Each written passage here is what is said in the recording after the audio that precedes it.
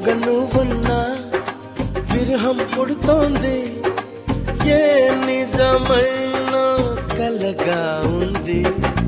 విసుగేతో కలిగింది, దిగులేతో పెరిగింది, అసలేతో జరిగింది, మతి కాస్త పోయింది.